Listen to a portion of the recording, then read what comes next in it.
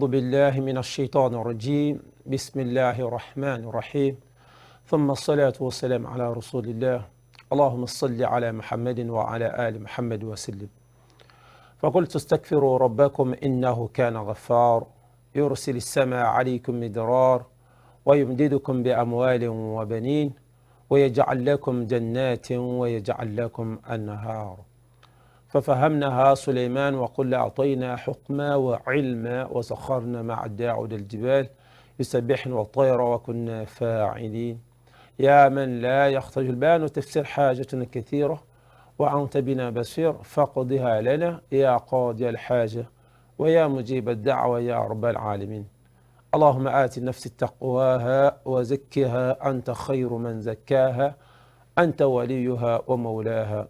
مستمعي الكرام, assalamu alaikum wa rahmatullahi wa barakatuh. Au nom d'Allah, le tout miséricordieux, le très miséricordieux, prière et salut sur le saint prophète Mohammed sallallahu alayhi wa sallam, sa famille, ses fidèles compagnons et tous ceux qui suivront ses pas jusqu'au jour de la résurrection. Amin. J'atteste qu'il n'y a de Dieu hormis Allah que Mohammed sallallahu alayhi wa sallam est son envoyé et son messager. Paix et salut sur le sceau des prophètes, celui par qui nous avons connu la voie de la lumière. À l'islam, din salam, la religion de Adam jusqu'à Mohammed sallallahu alayhi wa sallam. Alhamdulillah, Rabbil Alamin, louange à Allah subhanahu wa ta'ala qui nous a quand même accordé le souffle de vie pour une énième fois.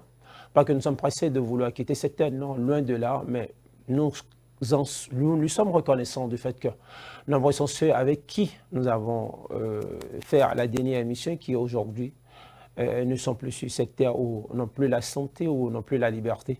Alors nous avons la santé, nous avons le souffle de vie, nous avons la liberté. Quoi de mieux que d'être reconnaissant envers ce Seigneur. Et c'est la raison pour laquelle nous n'allons jamais cesser de le louer, de le rendre grâce, afin qu'il puisse nous accorder davantage. Parce qu'il le dit dans le Coran, « La in shakartum la azidannakum, wa la in kafartum inna adab la shadid » Lorsque vous êtes reconnaissant envers le bienfait que je vous fais, soyez sûr que vous en recevrez davantage. Mais lorsque vous êtes ingrat et que vous n'êtes pas reconnaissant, le châtiment d'Allah est très puissant. Qu'Allah nous en épargne. Amin. Nous, aujourd'hui, nous allons parler de la dernière réponse. Nous allons donner du moins la réponse à la troisième et dernière question que les Qurayshites avaient posée au saint prophète Mohammed sallallahu alayhi wa sallam, à savoir la première question qu'ils vous souviennent, qu'est-ce que l'âme? La deuxième question, l'histoire étrange qui s'est produit avec des jeunes gens. Et la troisième question, l'histoire de l'homme qui a pu atteindre l'Orient et l'Occident. Yas'alunaka an dhil qarnayn. La troisième question qui a été posée au prophète Mohammed sallallahu alayhi wa sallam et dont la réponse se trouve justement dans la même sourate où l'on a retrouvé la réponse à la deuxième question, à savoir la sourate al-Kahf, la caverne, Coran chapitre 18. Sauf que la question posée, la réponse à la troisième question posée au saint prophète Mohammed sallallahu alayhi wa sallam a commencé à partir du verset 83. Pour ceux qui ont le Coran à la maison et qui aimeraient vérifier, prenez le Coran, Coran chapitre 18, sourate al-Kahf, à partir du verset 83 jusqu'au verset 99, Inch'Allah. Allah subhanahu wa ta'ala a donné le détail sur cet homme qui a pu atteindre l'Orient et l'Occident. C'est qui cet homme sur lequel les mécréants ont voulu en savoir plus, les mécréants ont voulu en savoir plus pour tester par là l'authenticité de la prophétie de Mohammed sallallahu alayhi wa sallam. Allah subhanahu wa ta'ala, dans la sourate al-Kahf, Coran chapitre 18 au verset 83, elle a dit à son prophète Mohammed sallallahu alayhi wa sallam, wa yas'alunaka an dhil qarnayn qul sa'atlu alaykum minhu dhikra. Et il t'interroge sur Dhul Qarnayn. Dis, je vais vous en citer quelques faits mémorables. Donc, premièrement, dans le verset, Allah nous informe de l'homme, de l'identité de ce monsieur. Il s'appelle Dhul Qarnayn. Dhul Qarnayn, c'était leur expliqué par l'homme aux deux cornes. D'autres l'ont appelé Alexandre le Grand. Les gens ont essayé, en tout cas, de lui trouver un nom. Est-ce que Dhul Qarnayn est égal à Alexandre le Grand? Je m'en vais rapidement nous dire que Dhul Qarnayn n'est pas Alexandre le Grand. Alexandre le Grand, c'est vraiment un grand monsieur dont nous avons appris l'histoire, qui a fait énormément, comment on appelle ça, beaucoup de campagnes militaires, qui a conquis pas mal de terres. Mais Allah subhanahu wa ta'ala ne fait pas mention d'Alexandre le Grand dans le Coran. du simple fait que Alexandre le Grand n'a pas, comment on appelle ça, n'est pas, il n'est pas, comment, il n'a pas suivi, Inch'Allah, la voie d'Allah subhanahu wa ta'ala et de son prophète. Donc Alexandre le Grand est différent de Dhul-Qarnayn. Dhul-Qarnayn, l'homme aux deux cornes ou le bicornu. Pourquoi est-ce que l'on l'a appelé le bicornu ou l'homme aux deux cornes? Nous aurons le temps, Inch'Allah, de vous apporter un peu plus de détails. Au prochain verset, Allah subhanahu wa ta'ala dit « Inna makkana lahu fil ardi wa ataynahu min kulli shay'in sababa » qui signifie nous avons affermi sa puissance sur terre et nous lui avons donné libre choix, libre voie à toute chose. Oui, Dhul-Qarnayn, avec cette puissance-là, Allah subhanahu wa ta'ala lui a donné la puissance et il avait accès, il avait libre voie à toute chose. C'est pas pour rien qu'il a été le seul à pu atteindre l'Orient et l'Occident. Il est allé dans les coins les plus reculés de l'Orient et dans les coins les plus reculés de l'Occident. Il est d'ailleurs le seul à qui Allah subhanahu wa ta'ala a fait don de cette grâce. Allah continue en disant « Fattaba'u sababa » et il dit « Hatta idha balagha shams wajadaha taghrub fi 'aynin hami'atan wa wajada 'indaha qawman qulna ya dhal qarnayn imma an tu'adhiba wa imma an tattakhidha fihim husna » Il suivit donc une voie, la voie de la droiture, bien sûr. Et quand il eut atteint le couchant, il trouva que le soleil se couchait dans une source boueuse et après d'elle, il trouva une peuplade impie. Nous dîmes, ô Dhul-Qarnayn, où tu les châties, où tu eus de bienveillance à leur égard. C'est-à-dire quoi? Dhul-Qarnayn, le bicornu ou l'homme aux deux cornes, avait à lui seul a pu atteindre l'Orient et l'Occident. Et quand il évoluait, parmi les miracles qu'Allah subhanahu wa ta'ala lui a donné, c'est qu'il comprenait beaucoup de langues, ce qui faisait qu'il arrivait à communiquer avec les différentes communautés qu'il a eu à croiser sur son chemin. Vous n'êtes quand même pas sans savoir que plus vous parcourez la terre, plus vous découvrez beaucoup de choses, énormément de choses qu'Allah subhanahu wa ta'ala a mis sur cette terre. Lorsque vous sortez de votre zone et que vous allez dans d'autres zones, vous verrez ce qu'Allah subhanahu wa ta'ala a mis sur terre. Donc Dhul-Qarnayn a eu à côtoyer beaucoup de communautés. Et à chaque fois quand il était en contact avec une communauté, il prêchait la bonne parole et lorsque cette communauté ne lui opposait aucune résistance, c'est-à-dire lorsqu'ils sont ouverts à l'écouter, à suivre ses consignes et ses conseils, alors Dhul-Qarnayn les laisse et puis il continue son chemin. Mais quand il a quelques difficultés, c'est-à-dire lorsqu'il se retrouve en face d'une communauté qui était têtue, qui ne voulait pas l'écouter et qui ne voulait faire qu'à sa tête, alors Dhul-Qarnayn était obligé d'embarquer les soldats, les guerriers de cette communauté dans sa propre guérillade, c'est-à-dire il les met dans sa communauté de guerriers à lui et les emballe et il continue son chemin. Soit vous acceptez les consignes de Dhul-Qarnayn et il vous laisse en paix, soit vous vous opposez et il vous prend tous vos soldats. Et ces soldats et vos soldats deviendront désormais ou deviennent ses propres soldats. Voilà ce que Dhul-Qarnayn fait. Maintenant, Dhul-Qarnayn, pourquoi les gens ont posé cette question au Saint-Prophète Mohammed sallallahu alayhi wa sallam, quelle était la particularité, pour ne pas dire qu'est-ce qu'il a fait pour que les gens veuillent à savoir beaucoup sur lui. En dehors du fait qu'il a eu à parcourir l'Orient et l'Occident, Dhul-Qarnayn aussi a eu à intervenir auprès d'un peuple. Quel est ce peuple? Tel que je l'ai dit, lorsque vous quittez votre zone et que vous alliez dans les coins les plus reculés, vous verrez qu'Allah subhanahu wa ta'ala a créé pas mal de choses dont nous ignorons vraiment leur existence. Parmi les communautés qu'Allah subhanahu wa ta'ala a mis sur terre se trouvait une. Et cette communauté avoir le caractéristique tel que les exégètes le disent, avoir le caractéristique, c'est des humains comme vous et moi, sauf que la particularité de cette communauté, pour ne pas dire de ces personnes-là, c'est que ces personnes, ils peuvent vivre sur terre et ils peuvent encore vivre dans l'eau, subhanallah. Ce qu'on aurait appelé batraciens. Sauf que lorsqu'on parle de batraciens, on fait tendance, on fait allusion à l'espèce animale. Un exemple, par exemple, la grenouille, c'est-à-dire c'est une espèce animale qui peut vivre sur terre et dans l'eau.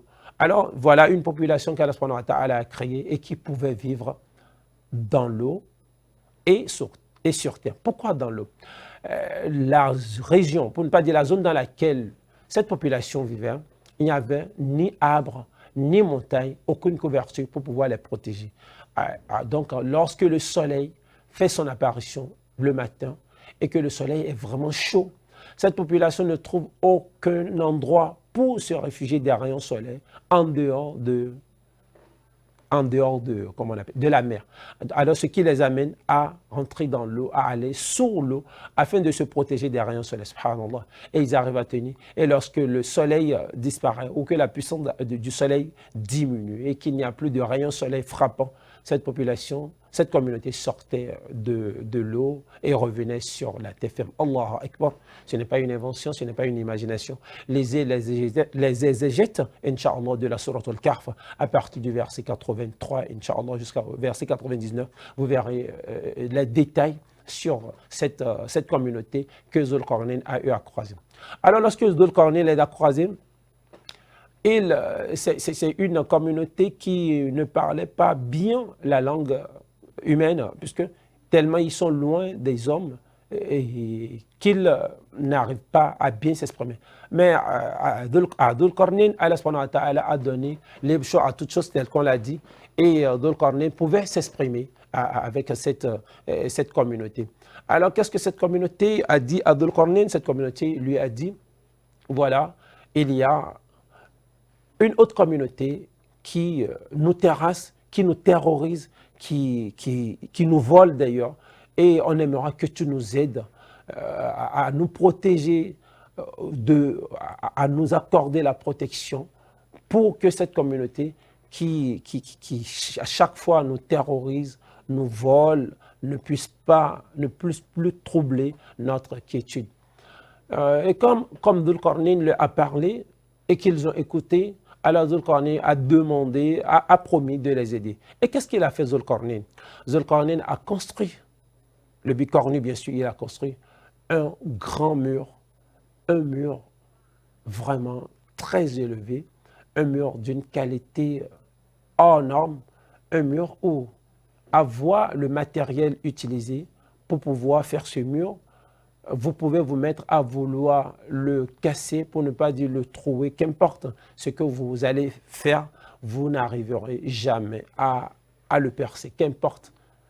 Alors Dhul Qarnayn a essayé, pas qu'il a essayé, il a construit un mur géant pour pouvoir séparer cette communauté qui vivait dans l'eau de l'autre communauté qui venait les agresser.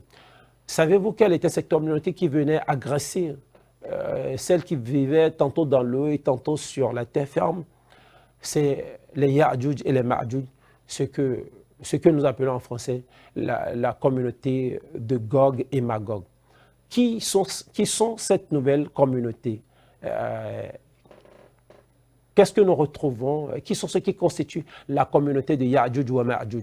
Et il faut rapidement noter que Ya'juj et Ma'juj, ce n'est pas deux personnes, non. C'est une communauté désignée par Gog et Magog dans le Coran. Et vous pouvez lire sur Ya'juj et Ma'juj dans la Sourate Al-Kahf, oui.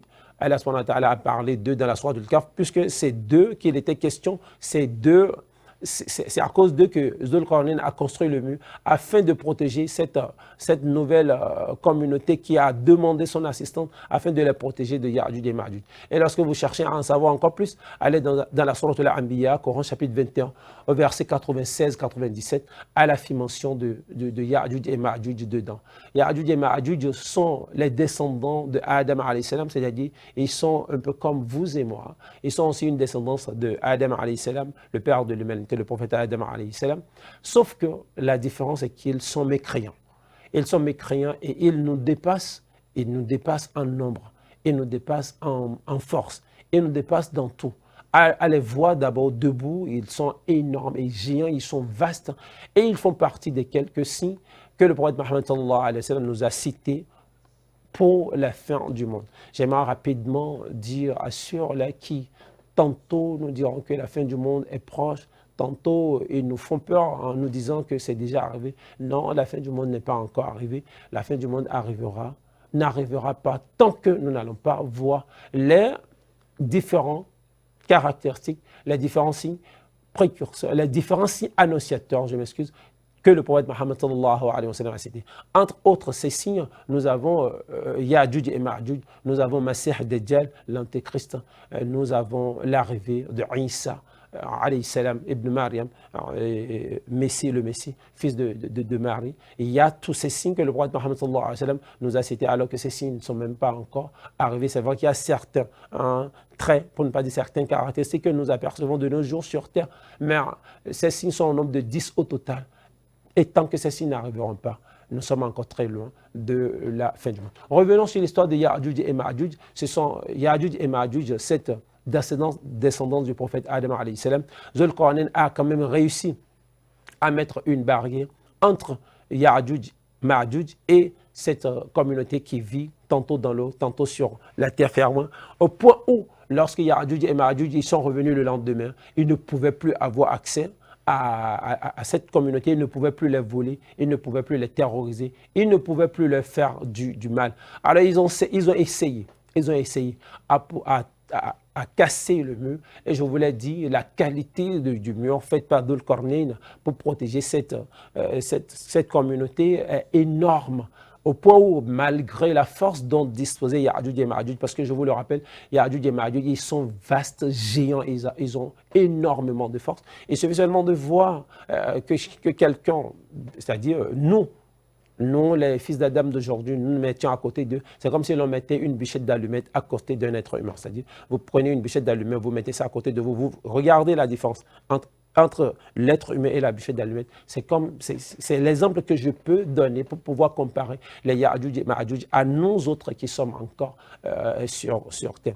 Alors les Ya'juj et Ma'juj, ils sont arrivés, ils ont voulu casser le mur, ils ont fait usage de leur force, ils ont tout fait mais rien. Dans un hadith prophétique rapporté par Abu Huraira, Abu Huraira nous fait savoir que chaque jour que Dieu fait, jusqu'à l'heure où je vous parle, chaque jour que Dieu fait, les Ya'juj et Ma'juj tentent de transpercer ce mur-là. Et ils arrivent à quand même creuser un trou dedans. Et lorsqu'ils retrouvent à travers, c'est-à-dire que lorsqu'ils arrivent à voir de l'autre côté, à partir du trou, ça correspond très souvent, selon le hadith bien sûr, vers la soirée, ça correspond à la soirée. Alors le chef leur demande, retournons, allons nous reposer, nous allons continuer demain. Lorsqu'ils reviennent le lendemain, le trou se ferme de lui-même et c'est comme s'ils n'avaient rien fait et ils doivent encore recommencer à zéro. Depuis la nuit des temps, c'est ce que Ya'juj et Ma'juj a tenté de faire, continue de faire.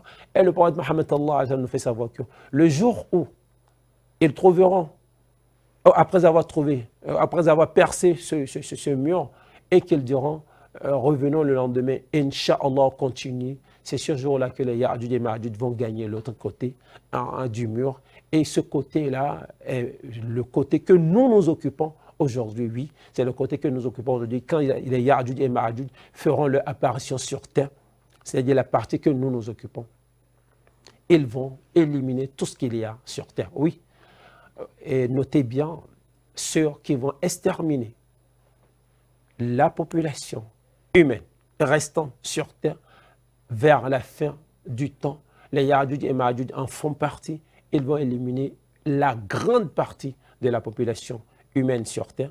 Quand ils vont terminer maintenant, ils vont se dire qu'il y a des signes d'une existence, des signes qu'il y a des êtres qui vivent encore dans les cieux et ils voudront aussi les éliminer. Alors, vont orienter leurs flèches vers le ciel et ils vont tirer des flèches vers le ciel. Et Allah subhanahu wa ta'ala va leur retourner des flèches ensanglantées, c'est-à-dire où il y aura du sang au niveau de la tête. Alors les Ya'juj et Ma'juj diront que oui, nous avons éliminé tout ce qu'il y a sur terre et nous venons d'éliminer aussi tout ce qu'il y a comme être, comme vivant, Inch'Allah, de l'autre côté des cieux, subhanallah, dans leur bêtise bien sûr, avant qu'Allah subhanahu wa ta'ala ne puisse maintenant, par lui-même, décider de la fin des Ya'juj et Ma'juj. Ce n'est pas l'être humain qui va finir avec Ya'juj et Ma'juj. Non, c'est Ya'juj et Ma'juj qui finira, ou qui vont nettoyer la terre. C'est Allah subhanahu wa ta'ala qui décidera de leur sang et pourra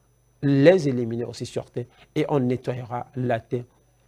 Et après quelques temps, la fin du monde pourra réellement venir. Et nous avons des versets dans le Coran qui nous en parlent. Il faut aussi noter que le prophète Mohammed sallallahu alayhi wa sallam nous a fait savoir que les Ya'juj et Ma'juj sont ceux qui vont sécher complètement le lac Tibériade. Notez bien le nom, le lac Tibériade, vous pouvez faire la recherche. Vous tapez dans Google où se trouve le lac Tibériade. Que dit le hadith du prophète Mohammed sallallahu alayhi wa sallam sur le lac Tibériade? C'est un ancien lac. Même Isa alayhi salam, Jésus, le fils de Marie, c'est le lac dans lequel il avait mis une bonne partie de ceux-là qui avaient cru en lui à l'époque. Ce lac existait depuis fort longtemps. Et ce lac existe toujours jusqu'à nos jours. Vous pouvez taper, vous pouvez chercher sur les net. Et maintenant, chercher les hadiths qui en parlent. Ce sont les Ya'juj et Ma'juj qui vont assécher, faire disparaître complètement ce lac-là. C'est-à-dire, ils vont, en termes terre à terre, ils vont boire l'eau de ce lac-là. Et ce lac sera complètement sec. Il ne contiendra ne serait-ce qu'une goutte d'eau. Le prophète Mohammed sallallahu alayhi wa sallam nous dit à travers un hadith que l'assèchement du lac Tibériade marque la fin complètement des temps. Et lorsque vous regardez, vous faites des recherches sur ce lac, le lac Tibériade, vous allez voir que ce lac-là, sa capacité dans le temps ancien par rapport à sa capacité de nos jours, ce lac ne fait que diminuer, ça a diminué considérablement. C'est aussi pour vous dire que c'est un signe que le prophète Mohammed sallallahu alayhi wa sallam nous a laissé, que l'on peut vérifier. Ceux-là qui ont toujours pris l'islam comme de la raillerie, comme de la musulmane, qui disent que c'est du faux. Voilà un signe que le prophète Mohammed sallallahu alayhi wa sallam a laissé, que vous pouvez vérifier. Cherchez le lac Tibériade, regardez les hadiths qui en parlent, et vous verrez que oui, le prophète Mohammed sallallahu alayhi wa sallam nous a annoncé un certain nombre de choses que l'on peut vérifier jusqu'à nos jours, et que les générations qui viendront après nous aussi pourront vérifier. Donc je reviens pour dire, lorsque les gens de Ya'juj et Ma'juj vont être éliminés complètement sur terre, il s'en suivra ensuite quelques événements vont suivre afin qu'Allah subhanahu wa ta'ala ne puisse décider maintenant de la fin des temps, annoncée. Mais retenez que personne ne sait quand est-ce que ça va venir. Le Coran l'a dit, yas'alunaka 'anis sa'a qul innamal 'ilmuha 'inda rabbik. Ils te demanderont à propos de la fin du temps, ils te demanderont à propos du dernier jour, ils te demanderont à propos du jour de la résurrection. Dire sa science se trouve auprès de ton Seigneur. Et il y a beaucoup de versets dans le Coran qui en parlent, mais vous allez voir que chaque fois, les versets dans lesquels Allah subhanahu wa ta'ala a essayé de donner une réponse au Saint-Prophète Mohammed sallallahu alayhi wa sallam, c'est pour lui dire, vous n'en savez rien, c'est moi, je sais. Vous voyez que c'est loin, alors que nous voyons que c'est proche. Ils te demanderont aussi, dis-leur que le moment venu, Allah subhanahu wa ta'ala pourra décider, seul Allah sait quand est-ce que ça va venir. Mais retenez en tant que croyant que oui, ça va venir. Alors, chers amis téléspectateurs, voilà de façon ramassée, les trois questions que l'on avait posées au Saint-Prophète Mohammed sallallahu alayhi wa sallam. La première question, qu'est-ce que l'âme? Nous avons donné la réponse. La réponse se trouve dans la sourate Al-Isra, Coran chapitre 17, au verset 83. La réponse se trouve dedans, vous pouvez vérifier. Ça fait l'objet d'une des émissions où nous avons donné tous les détails. Bon, le minimum de détails, Inch'Allah, pas tous les détails, le minimum que l'on pourrait quand même apporter pour que l'on puisse savoir que l'âme révèle de l'ordre d'Allah subhanahu wa ta'ala. Et Allah n'a pas révélé grande chose à l'être humain. Ce qui fait qu'aujourd'hui, l'homme peut tout fabriquer, mais concevoir, fabriquer l'âme, impossible, parce qu'Allah subhanahu wa ta'ala ne lui a pas donné cette opportunité.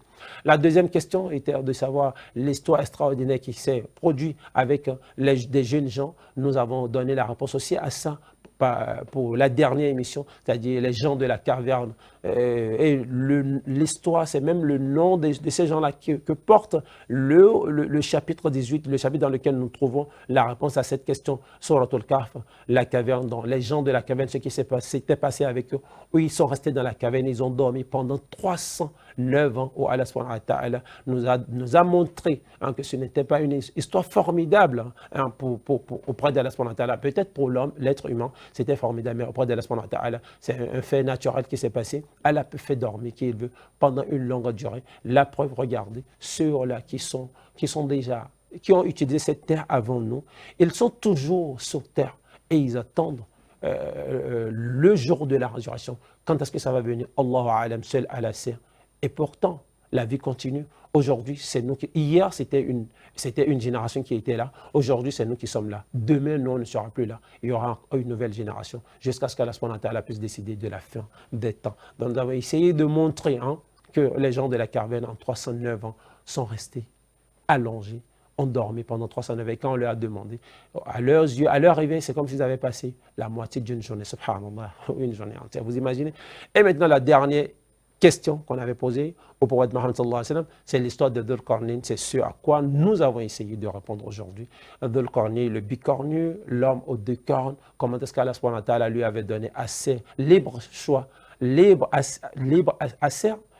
à toute chose où il pouvait, le seul à aller dans les coins les plus reculés de l'Orient et dans les coins les plus reculés de l'Occident. Et ce qu'il a eu à faire, et nous avons profité pour dire que Dhul Qarnayn n'est pas Alexandre le Grand.